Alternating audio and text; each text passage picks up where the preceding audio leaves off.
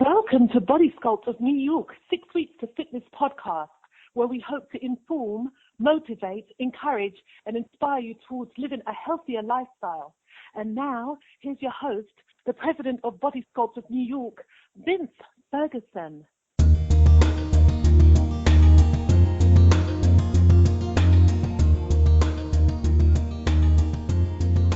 Welcome to 6 Weeks to Fitness, episode number 43. Thank you so much for tuning in. Don't forget to mark your calendars for Saturday, June 27th, 2015, when we will present our 12th annual Children's Sports and Fitness Expo in Brooklyn, New York. This fun and free event exposes kids to a variety of exercise activities to help them get moving and to bring awareness to the issue of childhood obesity. This is the largest sports and fitness expo in New York City. We're looking for sponsors, vendors, and volunteers. For more information, please visit our Bodyscope of New York website at www.bodyscope.org or call 718-346-5852. Now in this episode, I will be joined by the talented actor Paige Kennedy, who appears on Fox TV's highly anticipated television series Backstrom, which airs on Thursday evenings on Fox. During the interview, Paige will discuss his character on the show, Officer Frank Moto, who is an ex-mixed martial arts fighter who wanted to change his life by going into law enforcement. Officer Moto is loyal, tough, and simple at times, and aspires to be a plainclothes officer and role model for his son. Paige Kennedy will also share the unconventional way in which he landed his first television role in Hollywood. Paige credits Michael Jackson as being his role model and the reason why he became an actor. Paige will also discuss what it was like growing up in Detroit, Michigan with his family and how his upbringing prepared him for life and made him what he is and who he is today. In addition to being an actor, Paige is also an accomplished rapper. And during the interview, Paige talks about his favorite rapper and the actor and actress he most wants to work with in the future. Paige reveals that although he plays recreational basketball, exercise does not come easy for him, but he vows to make exercise a part of his life going forward. Now remember the words of Oprah Winfrey, who said, "Be thankful for what you have, you'll end up having more. If you concentrate on what you don't have, you will never, ever have enough." And now that's worth thinking about.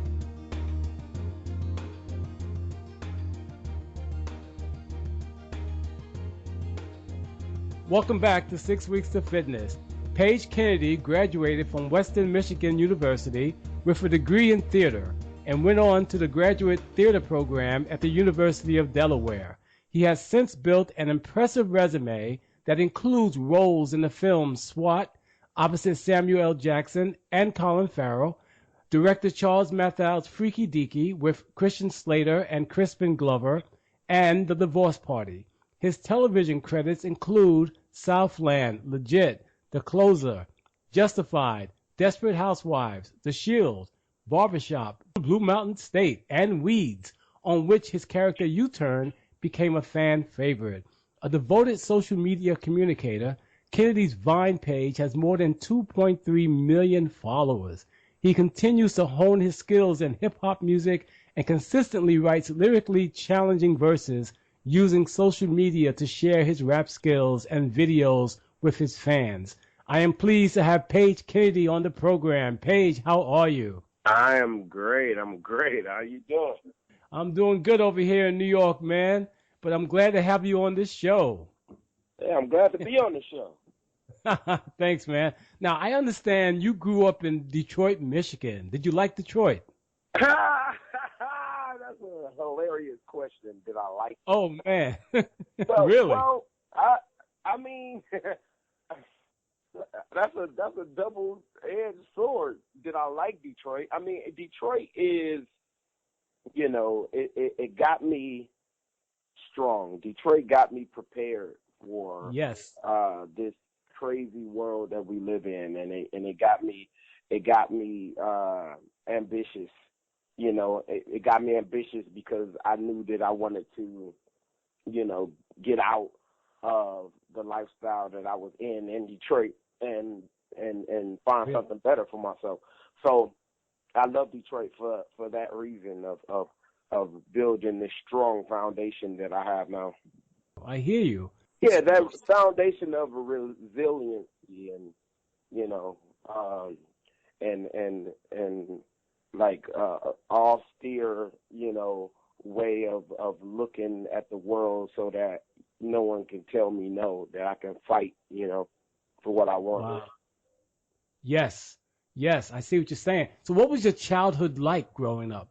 Uh, well, I don't think that my childhood was any different than a lot of the kids that grew up in my neighborhood and in Yes. the inner city of Detroit. I mean, we all have dysfunctional families. We all have things that, once you are in another part of the world, those things will be looked at as like, oh my God, I can't believe those things happen. But it was like a daily life. So, I mean, I had a tough childhood, but I had a Yes. father that was there, and my father showed me the right way of education, and that pushed me further.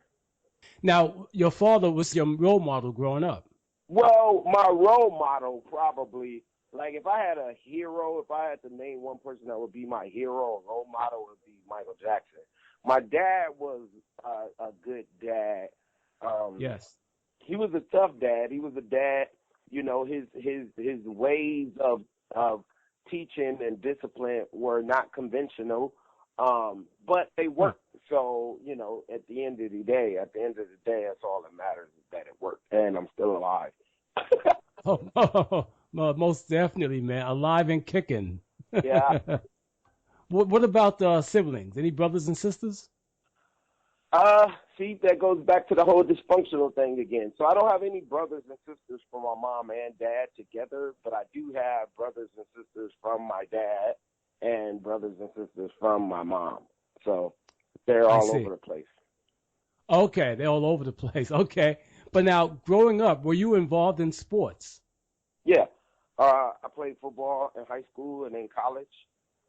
Nice. And I played, and I still do play recreationally basketball. Okay, cool. Now, as far as football goes, the Super Bowl's coming up. Who's your favorite? Well, see, that's a tough one because Really? Really? well, yeah, I mean, I think it's tough. I think it's tough for the main reason that I think it's tough is, for one, I think it's kind of hard to go against the champions. Seattle. So, like the fact that they had a rocky season, but they were able to pull it together and get back to the championship. Yes. Well, the Super Bowl. I think that that kind of says something. And if they were to win, you were to think, how do you go against the champions if they made it all the way back there? But then again, Right. my logically speaking, I just feel like no one's going to beat the Patriots. Like I just feel like they're too difficult to beat, and they don't lose very often. And so I just feel like if I'm logically, I would just go with the Patriots. But my heart thinks if the Seahawks made it all the way here and they were able to withstand what they did last week, because I went for them last week, and I thought that same thing. I went with them last week, but I thought Green Bay was a better team, and Yes. I lucked up and won. I don't know if they can. I don't know if you can strike gold twice. Yeah, well, I don't know. We'll soon find out. So I actually didn't give you an answer, even though like on my Instagram and Snapchat, I always have to pick the winners. I pick the winners every week, and I do that every week of the season. And I'm really good at picking winners, and throughout the season, I pick every week, and I usually get like 9 to 12 right. Really? Yeah, and so I do have to make a choice. I just don't know if I'm ready to make the choice yet. Oh, so you wait till it gets a little closer. Yeah, I want to wait till it gets closer. I want to see what's going on with Richard Sherman's arm. Yes. I want to see. I just want to see what's happening, what's going on. Okay. All right, cool, man. I had to ask you that question, though. I know you're into football. I had to ask you that. Okay. Oh yeah. Now, when did you first realize you wanted to become an actor, Paige? I first realized I wanted to become an actor once again, like I told you, with Michael Jackson. So I had to be like 6 or 7 years old when I first moved to Detroit from Los Angeles, because I was in Los Angeles first, and then I moved to Detroit when I was 6. So around 6 or 7, I was introduced to Michael Jackson. Really? And Michael Jackson had a movie called The Wiz. And Yes. The Wiz is my favorite movie, and it's been my favorite movie since I was a kid. But Michael Jackson as a Scarecrow, because I was such a huge fan of his, when I saw him do the Scarecrow, and I saw him in concerts and the way that he make people faint from just like watching him, that I aspired to do, because I was one of those people that wanted to faint when I saw him. And so that made me want to be an actor, is watching The Wiz. Watching The Wiz and Michael Jackson, that was your main influence. Yeah. Really? Very interesting, man. Now, in college, you were introduced to Shakespeare, and in fact, you mastered Shakespeare so well, over 17 graduate programs fought to have you attend their schools. Was it difficult for you at the beginning as an African American for people to accept you in the Shakespearean roles? Well, Shakespeare was difficult for me at first, actually. I mean, because it was a difficult thing for me, because when I first started, I didn't understand it, you know. Really? Yeah, because, you know, my first introduction to Shakespeare was like in one of my acting classes in community college. And, the teacher, he said, all right, well, A Midsummer Night's Dream is one of the books that you guys have to have. So go and read the first act of A Midsummer Night's Dream. And I took that book home, and I couldn't even read the first paragraph. The first, whoever speaks first in Midsummer Night's Dream, I couldn't even get past that part. I think it's Puck, maybe. I think Puck may have the first. I'm not sure, but I couldn't even get past that first passage, because I didn't understand anything they was talking about. And so I didn't even try. And I got back to class, and I was like, I couldn't understand it. I didn't read it, blah, blah, blah. And my teacher told me I should love Shakespeare, because Shakespeare was the first original rapper. And since I was a rapper and I loved words, I loved saying words, I loved stories, they felt like I should love Shakespeare. And so I got a chance to see someone like put it on stage and do a scene from that book. And then once I got into the stories, I got into the language, and I started to study some of the words that I didn't know. And the language was so beautiful to say that, you know, I ended up falling in love with them. Really? So you were able to equate rapping with Shakespeare? Yeah, and because of him. Because, you know, a lot of their stuff is in verse. And especially A Midsummer Night's Dream, when he was talking, it was in verse. And I didn't understand iambic pentameter, and so I learned all of that stuff, and then I fell in love with Shakespeare. That is amazing. I've never heard a rapper say to me that he fell in love with Shakespeare through rapping. Yeah. That's unique, but that's also an excellent connection, man. And you said Shakespeare was the first basically rapper. Yeah, that's what he told me.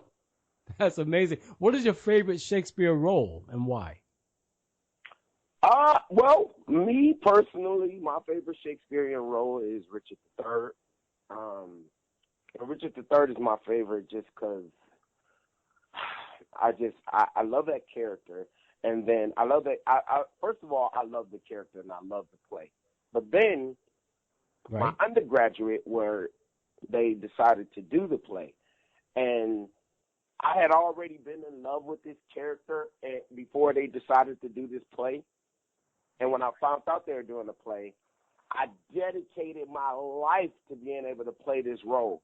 So I learned the entire play a year before. We know a year before we're doing this. So by the time the audition came, I had all the monologues learned. I knew the entire play. I had watched all of the makings of. I watched Pacino do it. I've watched Kenneth Branagh do it. I've watched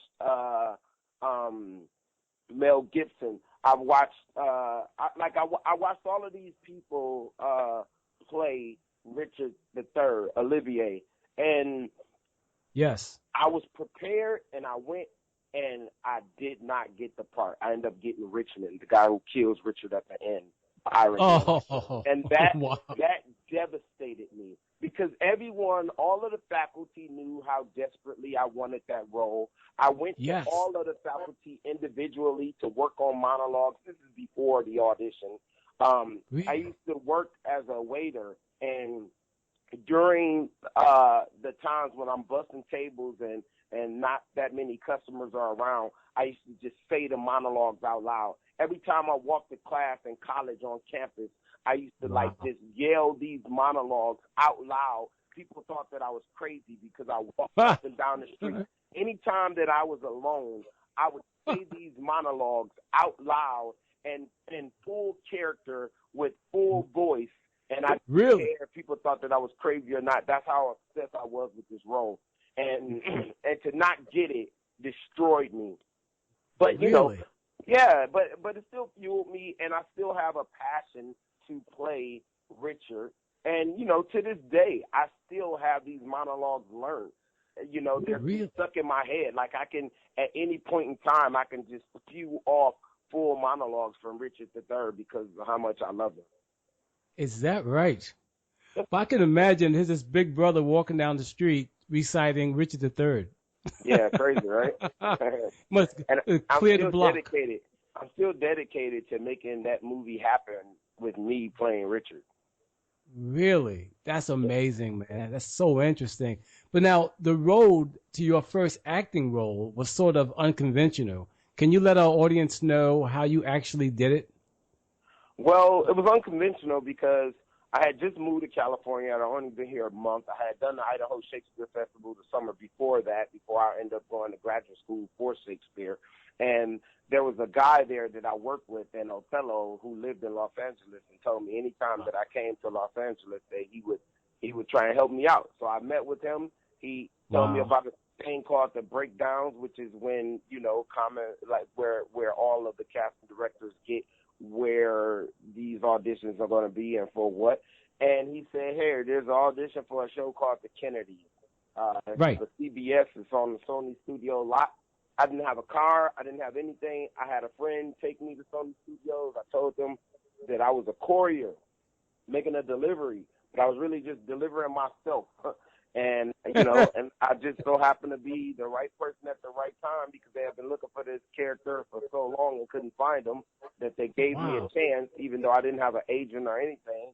And Yeah. I was the guy, and you know, and they hired me, they tap harded me. I got everything from that. I got an agent because of that. You know, I got my first pilot, network pilot because of that. I met real stars and actors in that, and that, you know, got me to do legitimate work as an actor. So I got to skip the whole extras or little tiny parts and co-stars.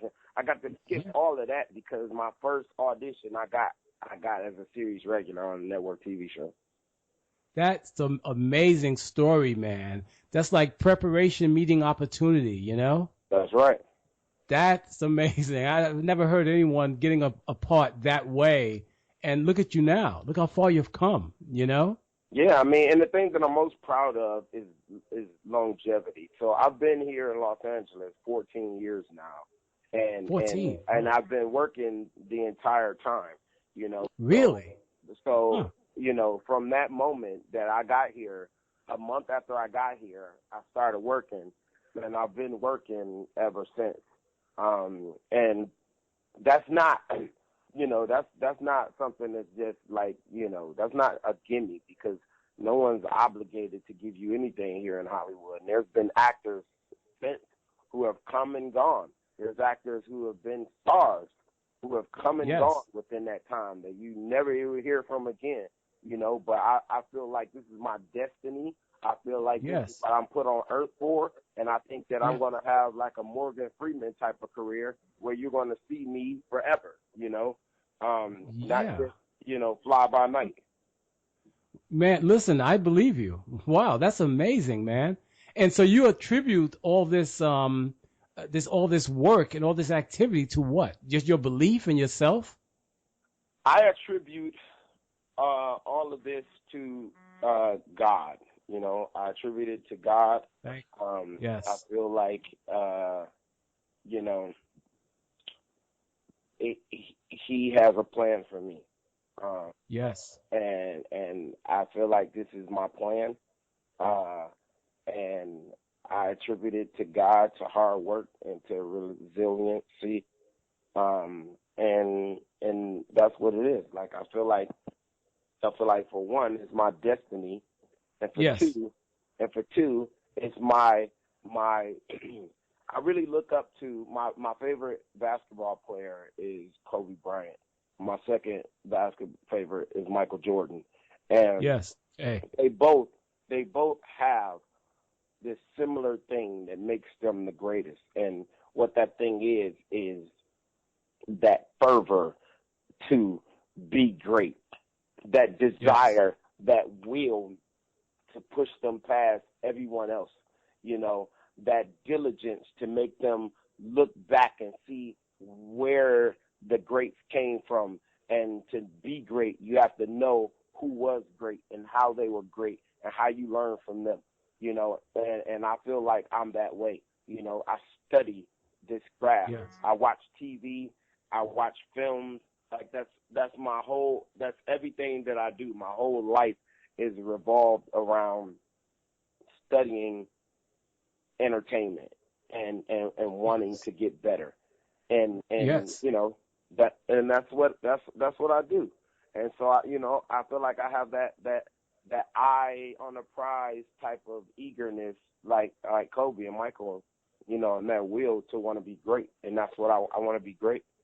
Well, it sounds to me like you're on that path, man. I'm very impressed with what you're saying. Do you ever do speaking engagements to talk to young people about your career, about going after your goals in life? Well, I used to do those every year at my undergrad at Western Michigan University. I used to go every year and talk to the kids there and the theater students there until it got to, like around 4 years ago, they didn't go back till later in school, and then I couldn't stay there as long because I go home for Christmas and New Year's holiday.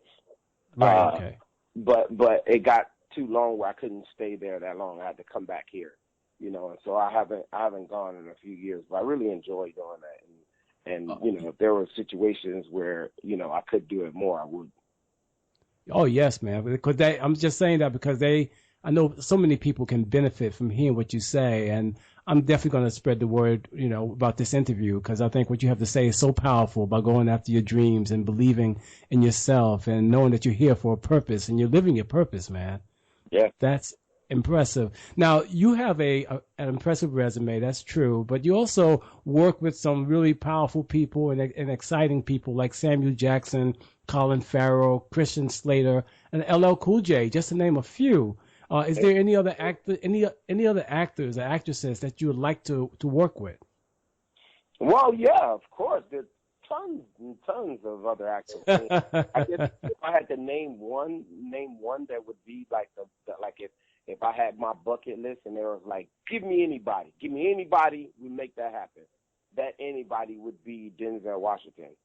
Like, he would be the number one person that I would choose to work with if I could, just because he's my favorite actor. Yes. I go and I watch everything that he's ever done. In college, me and my friend Takoa, in college, Denzel wasn't my favorite actor. Lawrence Fishburne was my favorite actor. My friend Why? Takoa, Why is that? Huh? Why Lawrence Fishburne as opposed to Denzel? Because Lawrence Fishburne did Othello. Yes, he did. Exactly. Yeah. and I loved his Othello. Now Denzel also did Don Pedro in Much Ado About Nothing. But that character Right. was not as, obviously not as complex as Othello. And because, I thought that they were equally good as actors, but the fact that Lawrence Fishburne had done that at the time, Right. that's why he was my favorite. But since then, Denzel went on to do Malcolm X and Hurricane, which is my favorite. Oh, yeah. And he just kept putting out like heaters, constant heaters, and so he became my favorite. But in college, me and my friend Tekoa, we went and rented all of their movies. So all of the movies they ever did, we went and watched them together and learned from them. And so, Wow. I had the pleasure to meet Lawrence Fishburne. I haven't worked with him before, but I have met him before. And I actually met Denzel before once for a quick second in a club once. But Denzel will be the person that I would want to, him and then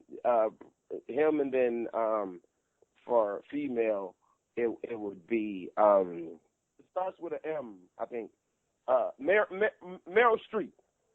Oh, Meryl Streep. Oh, Yeah, my yeah, goodness. yeah. I know what I was Yes. thinking. Meryl Streep. Definitely. Oh, man. It's an icon, man. Oh, yeah. So Denzel and Meryl Streep. Yeah. Okay, that's great, man. That's great. I'm sure, and one day you probably will because you're meeting so many people. You're doing so many projects right now. Yeah, right. You know? 6 degrees of separation. Exactly. I worked with her daughter on our show that I have coming out tomorrow, Backstrom. But I mean, she's no longer with us. We have a new actress now playing that role. But I did work with her last year when she was on our show. Okay. All right, cool. But now you stay busy with film, internet, music, radio, theater, commercials, television, and you're a dad of 2 kids, Yeah. right? Now, a boy and a girl, 2 boys. Boy and a girl, 16 and 18. No, 16 and 19 now. My daughter just turned 19. She goes to the University of Kentucky. Really very nice. Yeah. I know they must be proud of their dad, though. You know what I mean? Yeah, they are. Definitely. But how do you stay healthy with all that's going on around you? You know, Well, I'm a creature of habit, and sometimes I take off and I don't work out at all, and I get fat. And then Really?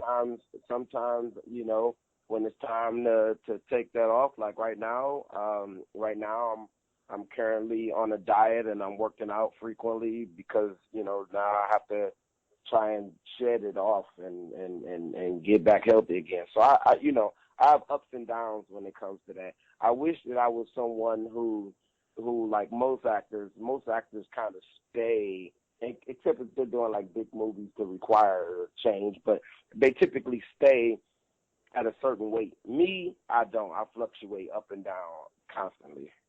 why? Is it because of the role or just because you just don't care?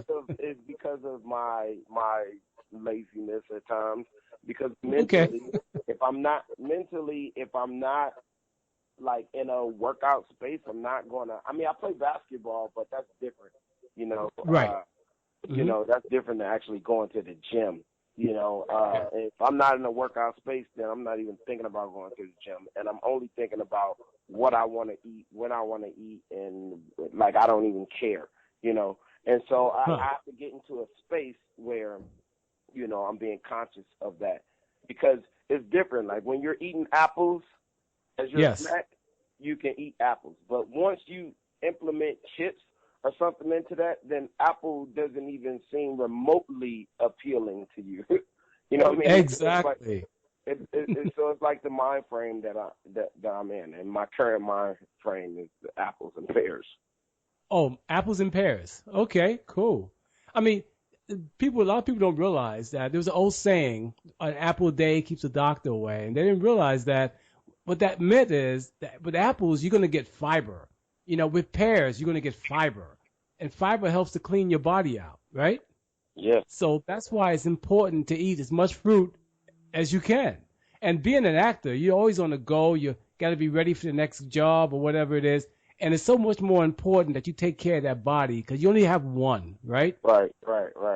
And that body's going to take you from here to the rest of your victory, man. So you got to eat right as much as you can and you've got to exercise. And the best time to do it is usually early in the morning, but I know you guys have like early calls on the set. Yeah. So it's kind of hard to get it in early, but you got to get it in because you have a long career ahead of you, and you have to depend on that body to take you to where you need to go. So promise me you're going to do that, man, and focus on yourself. Yeah. That's where I am right now. Okay, I want you to stick with it too, man. Now, Yeah, right. but how do you unwind? You know, what are some of your hobbies that you do? Well, like I told you, my hobbies are very simple. My hobbies are playing basketball and watching movies and TV. Those literally are my favorite things to do. But do you see yourself behind the cameras at any time, behind like in the directing chair or something like that? Maybe. I don't. That doesn't seem far fetched for me. I mean, because I do my own content creating, as far as YouTube, Vine, all that stuff. Yes. You know. Yes. I've stepped into the realm of producer, of director, of editor. You know, and these are things that I never was interested in before when I was just acting, until I got into social media and I had to do all of those and wear all of those hats. Oh, that's basically getting you ready for that big day, man. That big debut when you do your own directing. Oh, that's yeah. true. That's really cool. Now, I hear you've been rapping for since you were 7, right? I think you said that. But who are some of your favorite rappers? Ice Cube used to be one of my favorites for a very, very long time. He's one of the actor people, now. Yeah, he was one of the people who motivated me. Biggie Smalls was one of my favorites for a very, very long time. Yes. A personal friend of mine, so is Ice Cube. Nice. But to me, my all-time favorite, is Eminem. Eminem. Eminem is Really? my favorite rapper of all time. Really? Is he from Michigan? Yeah, he's from Detroit. Oh, he's from Detroit. Yeah, man. He's a homeboy. Okay. Yeah. Oh, nice, man. Nice. Now, your YouTube channel is very popular, and everyone knows they can hear you say, "That's so Drake." Okay, Yeah. and I've seen that myself. So tell us about that phrase, how you came up with that, and what does it mean?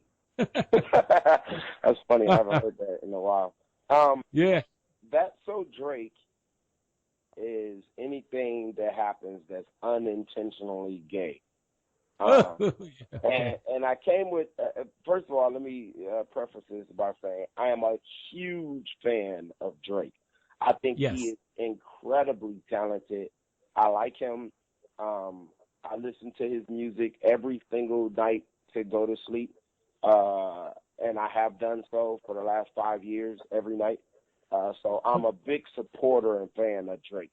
But I'm also, you know, I make people laugh. And so Drake has, you know, there's things about Drake that can be perceived as soft or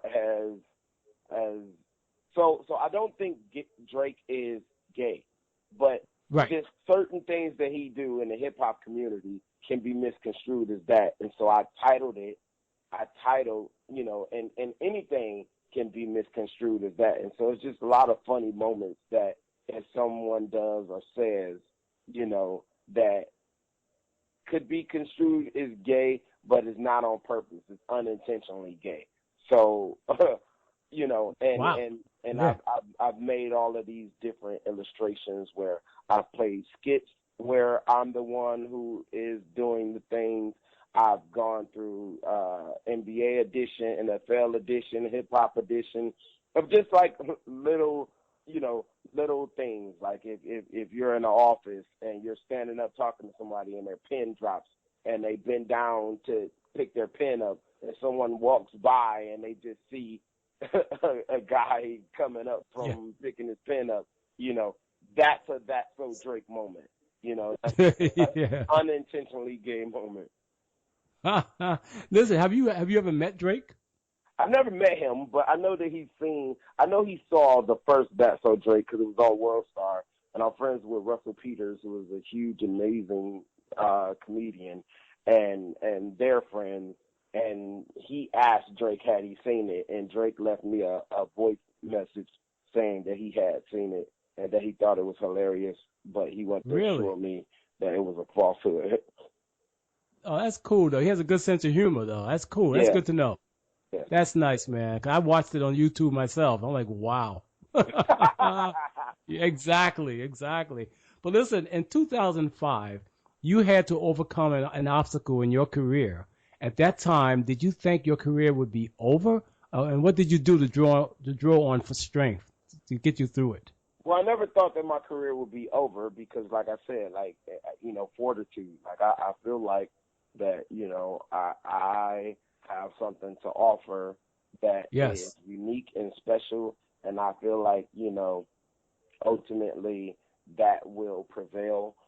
Just like Robert Downey Jr., he's so special that even though he had trials and tribulations in his personal life, that ultimately his charisma, charm, and talent, people want to see that. And so, that was a obstacle that we faced that we got past and through, and moved on from it, and continued to try and work. Oh yeah, man, that's a great analogy too, because Robert Downey Jr. is doing excellent now. You know what I mean? Yeah. And so are you. So that's impressive, man. That's really truly is. Now let's talk about Backstrom. Now on Thursdays we get to see you on Fox Backstrom. Now what is it? Now it's also being called a crimedy. But tell my listeners about the character you play in this show. I play Officer Frank Moto, who is an ambitious character, who is a uniform cop who aspires to be in plain clothes, and he has a son that he wants to make proud and be a role model for. He's an ex-mixed martial arts fighter who made his way to change his life and to go into law enforcement.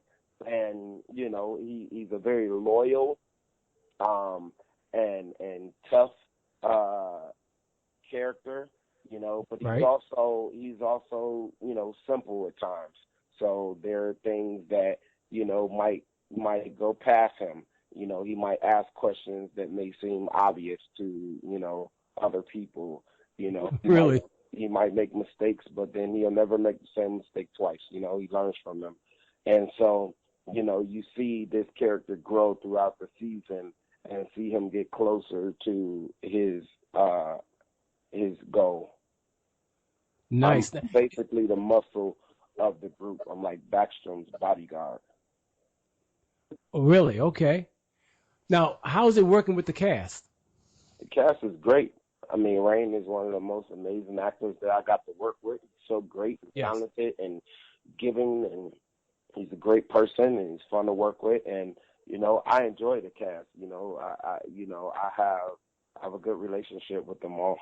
And what city was the show shot in? In Vancouver, Canada. Ah, Vancouver, Canada. I think I saw a YouTube piece where you were actually interviewing people up in Vancouver, videotaping them, right? Oh, yeah. Yeah, man. I did my research too, okay? Hey, that's what's up. That was funny. But now, are there any projects or roles that you have on your wish list to do? Well, that Richard III is on my wish list. Oh, great. And, I used to want to be an action hero. I don't know so much anymore. So I don't know. I mean, maybe I still want to. I would like to I would like to be the number one in a feature film. Like, I would like to be the star of a movie that's like a real movie that's in theaters, someday. That's what I aspire to be the number one actor in this movie. Nice. Paige Kennedy stars, and I want that. Yes, the lead role. Yeah. Now, I know you do comedy and you do drama as well, correct? Yep. I do it all, man. You do it all. Shakespeare. I do everything. That's amazing. Have you ever been to New York? Yeah, I've been to New York. Okay. So that means if you get to do Broadway, you'll come to New York to do Broadway, right? Yeah, I do that too, brother. Nice. Yo, Paige, let me tell you, it's been a pleasure. But let me ask you this question, though. How can my listeners learn more about you? Do you have a website?